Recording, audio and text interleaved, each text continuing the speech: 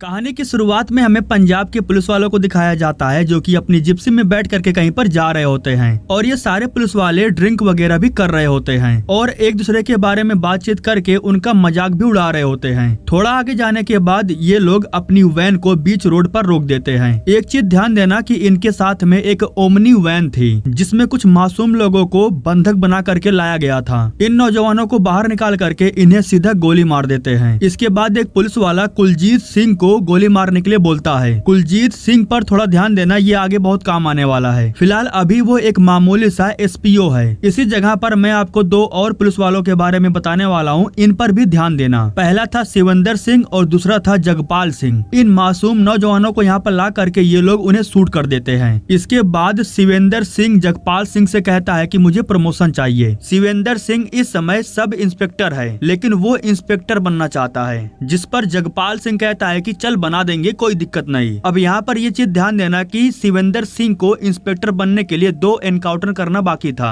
और अभी भी इनके वैन में 2 मासूम मौजूद थे। तो जगपाल सिंह क्या करता है, वो उन्हीं दोनों मासूमों को गन से शूट कर देता है। इन दोनों को शूट करने के बाद वो शिवेंद्र सिंह से कहता है कि जा इन दोनों को एनकाउंटर के नाम पर पोस्टमार्टम बनवा ले, इसके बाद तेरा प्रमोशन हो जाएगा। इस खुशी में वो जगपाल सिंह के पैर भी छूता है। अब यहीं पर मैं आपको एक और कैरेक्टर से रूबरू करवाना चाहता हूँ। जिस वैन में इन्होंने 2 लोगों को मारा, उसी वैन में सतनाम सिंह नाम का एक और पुलिस वाला बैठा हुआ था। इस पर भी ध्यान दिए रहना, ये भी आगे चल करके बहुत काम आने वाला है। इन मासूमों को मारने के बाद इन्हें लेकर के ये लोग सतलुज रिवर के पास जाते हैं। वहाँ पर सबसे पहले ये पुलिस वाले उनके बॉडी पर चाकू से निशान लगाते हैं और फिर बॉडीज को पानी में फेंक देते हैं। इसके बाद सीन शिफ्ट होता है और हमें जसवंत सिंह नाम के एक आदमी को दिखाया जाता है। उसकी एक छोटी सी फैमिली है जिसमें उसकी बीवी और 2 बच्चे हैं। जसवंत घर पर ही बैठ करके छोटा मोटा एनजीओ चलाता है। वो गरीब दुखियों की हेल्प करता है, ऐसा आप मान लो। अभी उसके सामने एक गरीब फैमिली बैठी हुई थी जो कि जसवंत को अपने बेटे की तस्वीर दिखा करके उसे बताते हैं कि वो कई हफ्तों से लापता है। वो ये भी बताते हैं कि हमने पुलिस थाने में रिपोर्ट लिखवाया लेकिन कुछ नहीं हुआ। ये चीज मुझे आपको पहले ही बता देना चाहिए था कि इस समय पंजाब की सरकार टेररिज्म से लड़ रही थी और इस चीज का फायदा पुलिस वाले जमकर उठा रहे थे। फिलहाल इस समय जसवंत एक फाइल पर साइन करता है और वो फाइल इन्हें देते हुए इनसे कहता है कि इसे ले जा करके बड़े बाबू को दे देना, वो आपकी हेल्प जरूर करेंगे। ठीक उसी समय जसवंत की बीवी दफ्तर से उसके पास कॉल करती है और उसे बताती है कि बड़े बाबू कई दिनों से काम पर नहीं आ रहे हैं, जाकर एक बार घर पर देखाओ कि आखिर हुआ क्या है। इसके बाद जसवंत जब उनके घर पर जाता है तब उसे मालूम चलता है कि उनकी बीवी 1 हफ्तों से लापता हो चुकी हैं। लगभग 1 हफ्तों से उनका कहीं पर भी कुछ पता नहीं चल रहा है। इसके बाद जसवंत उनकी बीवी की तस्वीर देख करके 6 महीने पहले की एक बात सोचता है। दरअसल उनकी बीवी जो कि लापता हो चुकी हैं, उनका नाम गुरपेज है। 6 महीने पहले वो अचानक से रोते हुए जसवंत के घर पर आती हैं और वो रोते हुए इन्हें बताती हैं कि कृपाल पूरी तरह से भीगा हुआ है, वो आंखें नहीं खोल रहा है। जसवंत भागते हुए जब उनके घर पर जाता है तब उसे मालूम चलता है कि असल में कृपाल की मौत हो गई है। उसकी बॉडी पूरी तरह से भीगी हुई थी, जैसे कि नदी में से उठा करके लाया गया हो। दरअसल कृपाल गुरपेज का बेटा है और इससे भी बड़ी बात ये थी कि वो जसवंत का खास दोस्त है, इसीलिए जसवंत को भी काफी बुरा लगा था। खैर इस चीज को बीते हुए 6 महीने हो चुके हैं। फिलहाल इस समय गुरपेज लापता हो चुकी है। उनके बारे में थोड़ा बहुत पता लगाने के लिए वो अपने दोस्त सतनाम के घर पर जाता है, वही सतनाम जिसे मैंने आपको मूवी के शुरुआत में ही दिखा दिया था। एक चीज ये भी ध्यान देना कि यहाँ पर हम सतनाम के बेटे दिलबाग सिंह को देखते हैं और ये भी आगे बहुत काम आने वाला है। फिलहाल सतनाम की माँ जसवंत को बताती है कि सतनाम का प्रमोशन किसी दूसरे थाने में हो गया है और वो कई दिनों से घर पर भी वापस नहीं आया है। इसके बाद वो जसवंत से पूछती भी है कि आखिर उसे सतनाम से क्या काम है। तब वो इन्हें बताता है कि गुरपेज कहीं लापता हो गई हैं, बस उन्हीं के सिलसिले में थोड़ा बात करना था। जिस पर वो ये कहती हैं कि कृपाल के मरने के बाद वो सदमे में जा चुकी हैं। कृपाल मर चुका है, जब तक ये बात उन्हें याद रहता है तब तक वो सही रहती हैं, लेकिन जब वो ये बात भूल जाती है तो वो बार बार थाने के चक्कर काटती है। इसके बाद हम थाने के अंदर शिवेंद्र सिंह को केक काटता हुआ देखते हैं। उसका प्रमोशन हो चुका है, इंस्पेक्टर बन चुका है, तो केक काटना तो बनता है। कुछ समय के बाद थाने में जसवंत आता है और वो शिवेंद्र सिंह को गुरपेज की तस्वीर देते हुए उन्हें बताता है कि ये कहीं लापता हो गई हैं। तस्वीर को देखते ही शिवेंद्र कहता है कि ये तो कृपाल की माँ है, इसके बेटे को मरे हुए 6 महीने हो चुके हैं, फिर भी वो पागलों की तरह थाने के चक्कर काटती रहती है, क्या पता कहीं पर अपने बेटे को ढूंढ रही होगी। यही सब बोल करके शिवेंद्र सिंह सिंह लापता रिपोर्ट नहीं लिखता। इसके बाद जसवंत उनकी फोटो लेकर के पास ही के एक अस्पताल में जाता है। लोगों के मरने के बाद उनकी बॉडी को इसी अस्पताल में लाया जाता था, लेकिन यहाँ पर भी उसे गुरपेज की कुछ खास जानकारी नहीं मिलती। लेकिन फिर भी वो चेक करने के लिए पोस्टमार्टम वाले कमरे में चला जाता है, जहाँ पर वो ढेर सारी बॉडीज को देखता है। इनकी बॉडीज को देख करके साफ पता चल रहा था कि इन्हें मारा गया है। यहीं पर जसवंत की मुलाकात डॉक्टर से होती है, जो एक बॉडी का पोस्टमार्टम कर रही थी, जो कि जसवंत से कहती हैं कि इन पर तरस खाने की कोई जरूरत नहीं है, ये सभी बॉडीज लावारिस हैं। जिस पर जसवंत कहता भी है कि अगर लावारिस है तो ये बॉडीज यहाँ कैसे आ गई। जिस पर डॉक्टर कहती हैं कि सबको पता है कि इन बॉडीज को यहाँ पर किसने लाया है, लेकिन कोई भी उनके खिलाफ मुंह नहीं खोल सकता। इसके बाद वो डॉक्टर को गुरपेज की तस्वीर दिखाता है और उनसे पूछता है कि क्या वो यहाँ पर आई थी। डॉक्टर कुछ बता पाती उससे पहले ही यहाँ पर सतनाम सिंह आ जाता है। उसे देखते ही डॉक्टर जल्दी से तस्वीर को छुपा लेती हैं, जिसका साफ मतलब यही था कि वो कुछ छुपा रही हैं। फिलहाल वो जसवंत से कहती हैं कि ये यहाँ नहीं आई है।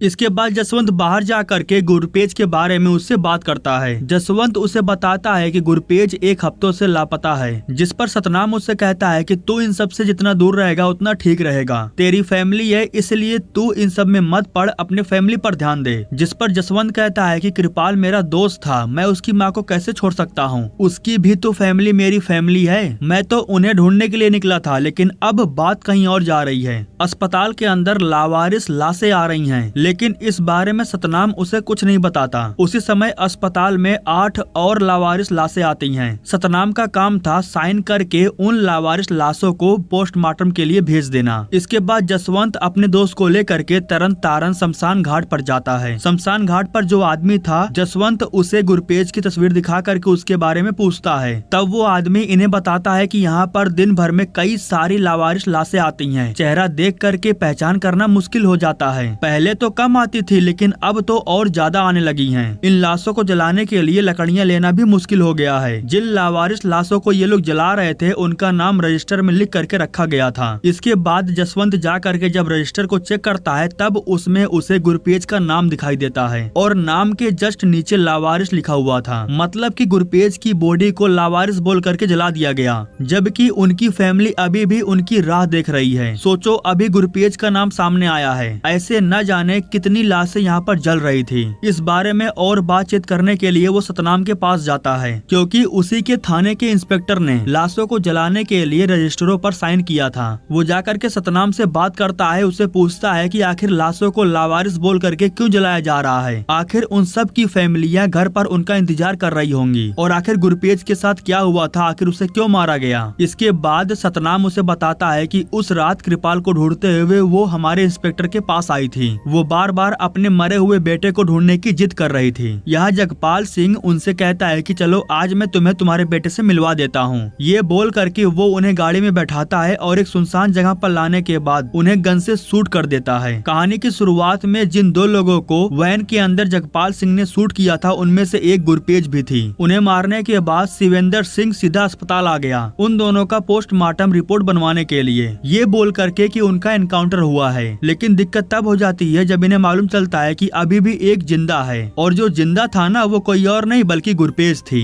उसकी सांसें अभी भी चल रही थी। लेकिन तभी शिवेंद्र सिंह डॉक्टर को रोक देता है। इसके बाद वो वापस से गुरपेज को बाहर ले जाकर के उन्हें गन से शूट कर देता है और फिर पोस्टमार्टम करवाने के लिए उन्हें वापस से लेकर के अस्पताल आता है। इस समय सतनाम जिप्सी में बैठा हुआ था और उसे सब पता था, सब कुछ देख भी रहा था, लेकिन कुछ कर नहीं पाता, क्योंकि उसे अच्छे से पता है कि अगर उसने कुछ बोला या फिर करने की कोशिश किया तो वो भी लापता कर दिया जाएगा या फिर उसका भी एनकाउंटर हो सकता है। वो जसवंत को बताता है कि वो चाह करके भी इस नौकरी को नहीं छोड़ सकता। मेरे जैसे बहुत से लोग हैं जो इस नौकरी को छोड़ना चाहते हैं लेकिन नहीं छोड़ सकते। या तो वो गायब हो जाएंगे या फिर उनका भी एनकाउंटर हो जाएगा। उस एक शमशान घाट पर लगभग 600 लावारिस लाशें लाई गई थी। रजिस्टर को लेकर के जसवंत वकील के पास जाता है और इन लावारिस लाशों के बारे में वकील को सब कुछ बताता है, जिस पर वकील साहब कहते हैं कि ये तो मामला बहुत संगीन है, इस पर तो मैं मैं बहुत तगड़ा केस बना सकता हूँ, लेकिन अभी के लिए ये इतना काफी नहीं है। कैसे भी करके कहीं से भी और लापता लोगों की फाइल लेकर आओ, अभी तो बहुत से शमशान घाट बाकी हैं। इसके बाद जसवंत अपने दोस्त के साथ अलग अलग शमशान घाट पर जाता है, जहाँ पर उसे ढेर सारे लोगों के लिस्ट मिलते हैं जिन्हें रजिस्टर में लापता बोल करके जला दिया गया। इस दौरान ये लोग खुद एक शमशान घाट में पुलिस वालों को लाशें लाते हुए देखते हैं। शमशान घाट के रजिस्टर में कुछ ऐसे भी नाम थे जो सरकारी दफ्तर से जुड़े हुए थे। उन्हीं के नाम से उन्हीं को जलाने के लिए लकड़ियाँ खरीदी जा रही थी। शमशान घाट के रजिस्टर में जो नाम था वो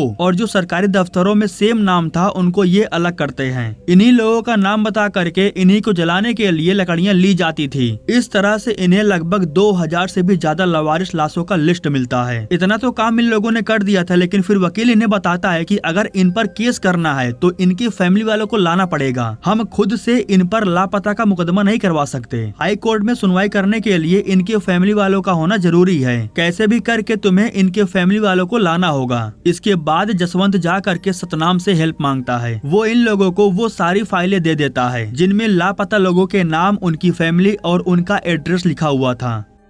अब इसके बाद ये लोग लापता लोगों के घर पर जाते हैं, उनसे पूछताछ करते हैं। पूछताछ के दौरान जसवंत को मालूम चलता है कि अभी भी इन सब के अंदर एक उम्मीद है कि जो भी लापता हुआ है वो वापस लौट करके जरूर आएंगे। अब इन लोगों को कौन समझाए कि उन्हें लावारिस बोल करके जला दिया गया है। पंजाब और राजस्थान की बॉर्डर पर राजस्थान की सरकार को पंजाब की तरफ से आने वाली नदियों में कई लाशें मिल रही थी। ऐसे ही आए दिन कई लाशें नदियों में बरामद होती हैं। हालांकि इन लोगों ने पंजाब की सरकार को कंप्लेन भी किया था, लेकिन कोई सुनवाई नहीं हुआ। इसके बाद जसवंत जा करके लापता लोगों की फैमिली को एकजुट करता है। वो सबसे कहता है कि हमारे जो भी लोग लापता हुए हैं उसके लिए हमें एकजुट हो करके सरकार से सवाल पूछना होगा। इन फैमिली वालों को एकजुट करने के बाद दिल्ली हाई कोर्ट में जाते हैं पिटीशन फाइल करने के लिए, लेकिन जज साहिबा के लिए इतनी फैमिली काफी नहीं थी, क्योंकि रजिस्टर में नाम काफी ज्यादा था लेकिन फैमिली बहुत कम आई थी। इसीलिए जसवंत सिंह हाथ जोड़ करके उनसे विनती करता है। वो उनसे कहता है कि बस आप एक बार हिम्मत दिखाइए, बाकी सब अपने आप आ जाएंगे। इसके बाद हमें आईपीएस बिट्टा को दिखाया जाता है। जब इस पर केस दर्ज होता है तो पंजाब के सीएम आनंद सिंह पर दबाव पड़ता है। अखबारों में साफ साफ हेडलाइन छपी हुई थी जिसकी वजह से पंजाब सरकार की बदनामी हो रही थी।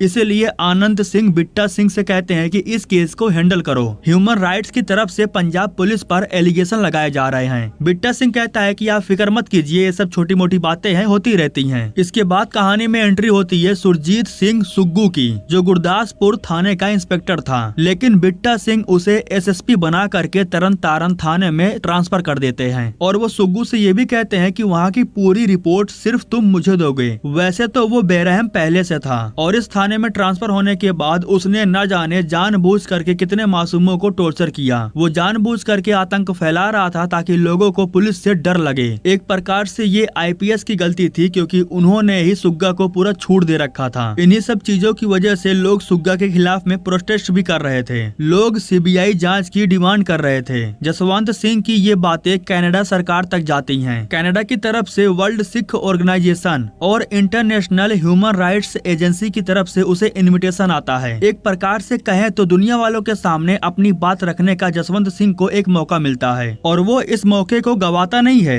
वर्ल्ड सिख ऑर्गेनाइजेशन और ह्यूमन राइट्स एजेंसी के सामने वो अपनी पूरी बात रखता है। फाइलों के साथ वो इन सभी को सबूत भी दिखाता है। इसके बाद से ही जसवंत सिंह काफी फेमस हो जाता है। दुनिया भर में उसके चर्चे होने लगते हैं, लेकिन उल्टा पंजाब की बदनामी हो रही थी। इन्हीं सब चीजों की वजह से जसवंत सिंह और उसकी फैमिली को सिक्योरिटी देने के लिए पंजाब सरकार पर दबाव डाला जाता है। इसी वजह से वो जसवंत सिंह को सिक्योरिटी देने के लिए तैयार भी हो जाते हैं, जिसमें 2 पुलिस वाले उसके साथ में रहते और 2 पुलिस वाले हमेशा बाहर खड़े रहते। लेकिन जसवंत सिंह सिक्योरिटी को लेने से इनकार कर देता है। वो कहता है कि अगर सिक्योरिटी देनी है तो उन फैमिली वालों को दो जो पुलिस से डरे हुए हैं। रात के समय में अचानक से सुग्गा अपनी फोर्स लेकर के सतनाम के घर पर पहुंच जाता है। असल बात तो ये थी कि सुग्गा ने पता लगा लिया था कि सतनाम गद्दारी कर रहा है। पता नहीं कैसे, लेकिन उसने पता लगा लिया था कि सतनाम ने ही जसवंत सिंह को फाइल दिया है। सतनाम की माँ हाथ जोड़ करके सुग्गा से माफी मांगती है, लेकिन फिर भी सुग्गा उसे माफ नहीं करता।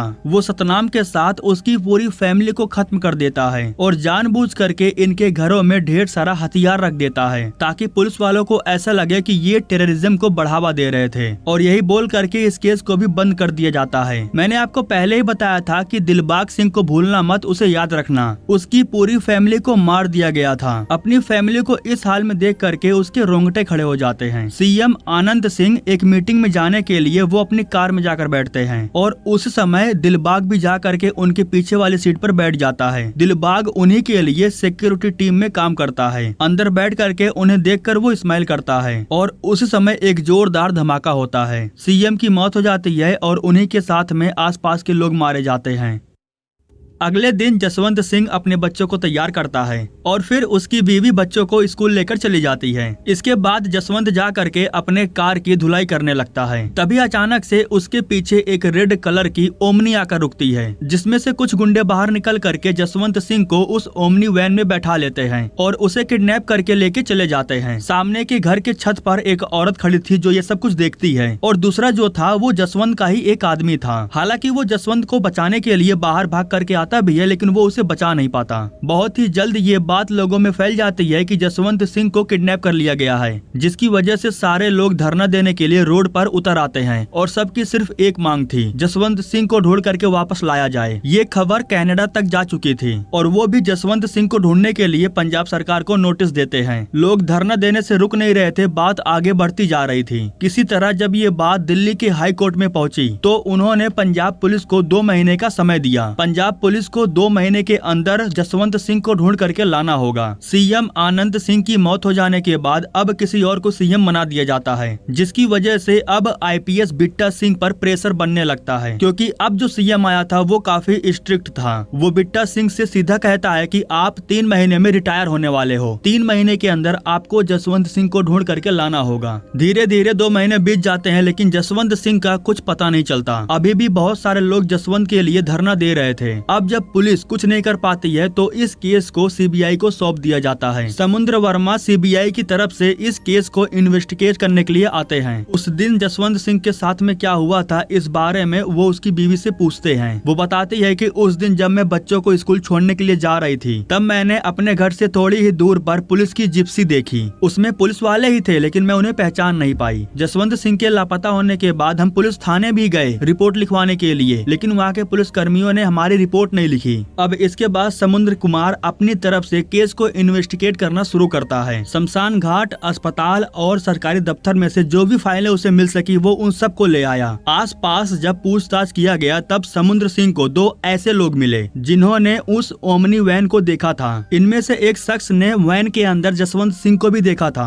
वो इन्हें उस वैन का नंबर भी बताता है। इसके बाद समुद्र इनसे कहता है कि तुम्हें सरकारी गवाह बन करके कोर्ट में गवाही देना होगा। नंबर प्लेट की मदद से ये लोग उस वैन के मालिक के बारे में पता लगा लेते हैं और उससे पूछताछ करने के बाद इन्हें मालूम चलता है कि उसकी वैन को साहेब लोग लेकर गए थे। साहेब लोग बोले तो पुलिस वाले, और वो 2 पुलिस वालों का नाम भी बताता है, एक शिवेंद्र सिंह और दूसरा जगपाल सिंह। शिवेंद्र सिंह तो घोड़ी पर चढ़ने की तैयारी कर रहा था, लेकिन फिर सीबीआई वाले बेचारे को डोली के साथ थाने उठाकर लेकर चले जाते हैं। पूछताछ के दौरान शिवेंद्र सिंह बताता है कि वो 4 तारीख को धर्मशाला गया था क्योंकि उसकी सगाई होने वाली थी, लेकिन समुद्र को पता था कि वो झूठ बोल रहा है, क्योंकि उसने पहले ही पता लगा लिया था कि वो एक कंग थाने में था। उस थाने में उसने कहर सिंह नाम के एक आदमी को जेल में बंद कर रखा था। तब शिवेंद्र सिंह बताता है कि हाँ, मेरे थाने में जगह नहीं था, इसलिए मैंने उसे ले जाकर के उस थाने में बंद कर दिया और फिर 6 तारीख को मैं धर्मशाला निकल गया सगाई के लिए। तभी समुद्र उसे कहता है कि एक सब इंस्पेक्टर को इंस्पेक्टर बनने में आधी उम्र निकल जाती है, लेकिन तुम तो 10 महीने में ही इंस्पेक्टर बन गए। वैसे मैंने फाइलें भी चेक की हैं, 21 लावारिस लाशों को जलाने के लिए तुम्हारे नाम से लकड़ियां ली गई है, इसलिए हमें सच बता दो कि जसवंत सिंह कहां पर है। लेकिन फिर भी शिवेंद्र अपना मुंह नहीं खोलता, लेकिन फिर समुद्र अपना थोड़ा सा दिमाग दौड़ाता है। शिवेंद्र सिंह ने जिस दिन कहर सिंह को कंग थाने में बंद किया था,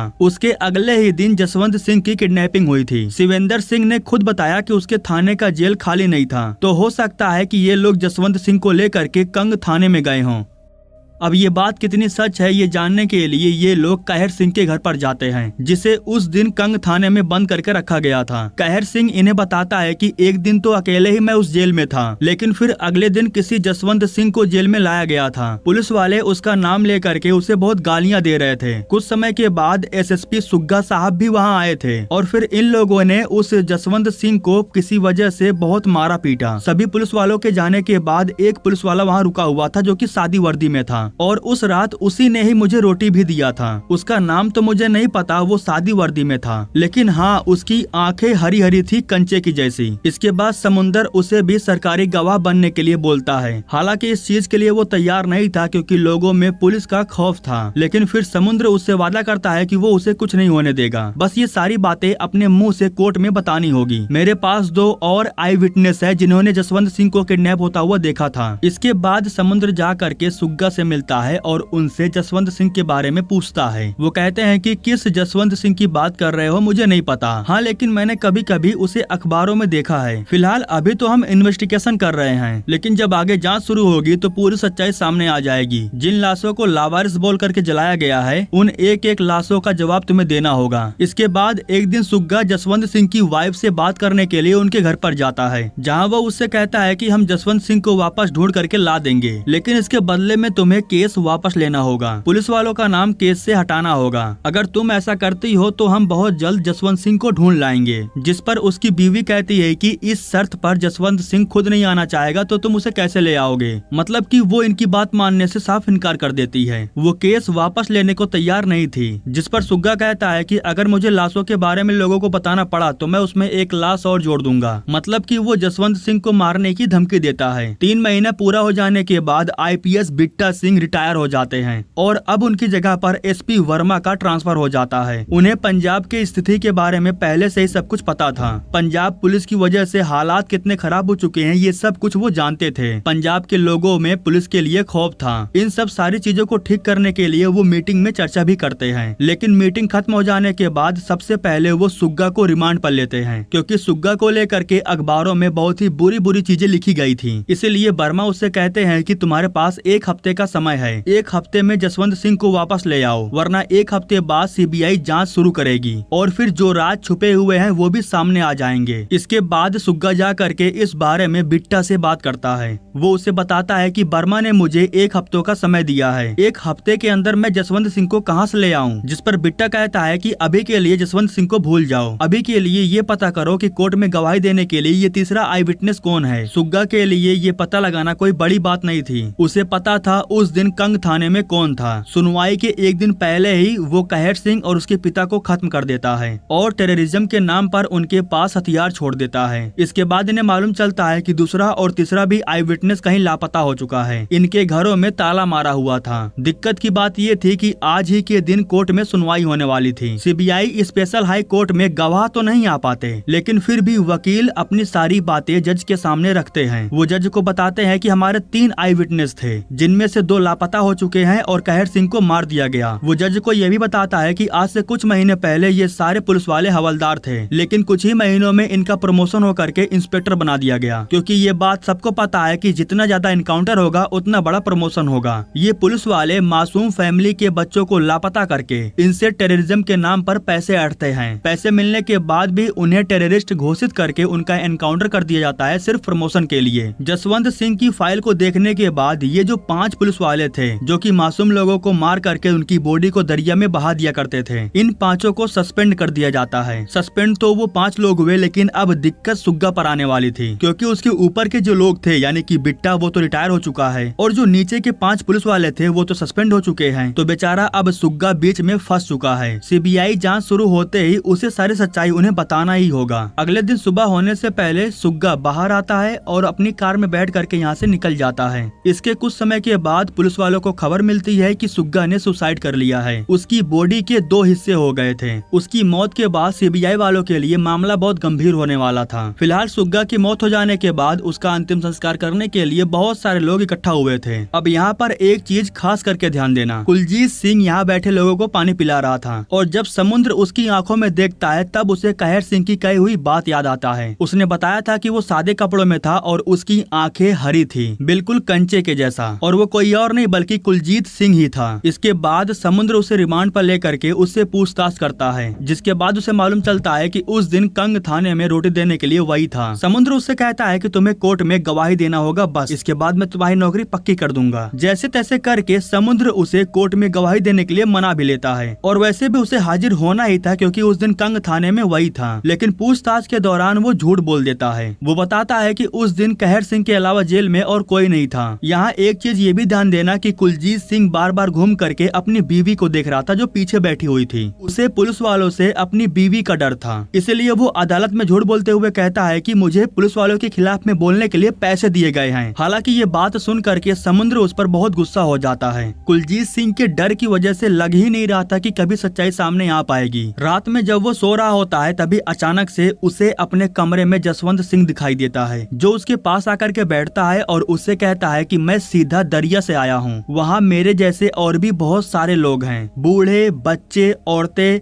एक एक करके सब आएंगे। सब बहुत तकलीफ में हैं, उन्हें बहुत दुख हो रहा है। जसवंत सिंह को इस हाल में देख करके कुलजीत सिंह की रूह कांप जाती है। कुलजीत सिंह को अब किसी और से नहीं बल्कि अपने रब से डर लगता है। इसके बाद अचानक से जसवंत सिंह गायब हो जाता है। लेकिन इस हादसे के बाद कुलजीत सिंह को हिम्मत आती है। इस बार वो कोर्ट में सब कुछ सच बताने के लिए तैयार था। वो खुद से समुद्र के पास जा करके इस चीज के लिए गुजारिश करता है। हालांकि ये इतना आसान भी नहीं था, इसलिए समुद्र अपने से बड़े ऑफिसर से जा करके इसके बारे में बात करता है और बड़ी मुश्किलों से एक बार वापस से इन्हें कोर्ट की परमिशन मिल जाती है। कुलजीत सिंह को वापस से कोर्ट में सुनवाई के लिए लाया जाता है। ये उसके पास आखिरी मौका था क्योंकि इससे पहले वो झूठ बोल चुका था। अब इसके बाद हमें वो सारा सीन दिखाया जाएगा जो जसवंत सिंह के साथ में हुआ था। जिन 5 पुलिस वालों को सस्पेंड किया गया, सुग्गा सिंह उनके साथ मिल करके एक प्लान बनाता है। जसवंत सिंह की बीवी ने जिस जिप्सी को अपने घर के बाहर देखा था उसमें कुलजीत सिंह और शिवेंद्र सिंह बैठा हुआ था। जसवंत सिंह जब बाहर आकर के अपनी गाड़ी की धुलाई कर रहा था तब इनको अच्छा मौका मिला। पुलिस वाले उसके पास जा करके उससे बोलते हैं कि एसएसपी साहब ने तुम्हें बुलाया है, तुमसे कुछ बात करना चाहते हैं। इतना बोल करके ये लोग जबरन उसे वैन में बैठा लेते हैं और फिर उसे ले करके कंग थाने में जाते हैं, जहाँ सुग्गा उससे पुलिस के खिलाफ में केस वापस लेने के लिए बोलता है, जिसके लिए जसवंत सिंह मना कर देता है। वो कहता है कि ये आम जनता की लड़ाई है, ये इतनी जल्दी खत्म नहीं होगी। इसीलिए सुग्गा उससे काफी ज्यादा मारता भी है। लेकिन जब जसवंत सिंह को ढूंढने का प्रेशर पुलिस वालों पर बढ़ने लगा तो ये लोग जसवंत को ले करके एक कोठरी में गए, जहां इन लोगों ने जसवंत सिंह को 3 से 4 हफ्तों तक रखा था। अपनी बात मनवाने के लिए ये पुलिस वाले उसे काफी हद तक टॉर्चर भी करते थे, लेकिन वो केस वापस लेने को तैयार नहीं हो रहा था। एक दिन बिट्टा और सुग्गा सिंह के बीच में जसवंत सिंह को लेकर के कोई बातचीत होती है। इसके बाद ये लोग रात के समय में जसवंत सिंह को लेकर के जबल थाने में जाते हैं। इस समय जसवंत सिंह के करीब कुलजीत सिंह बैठा हुआ था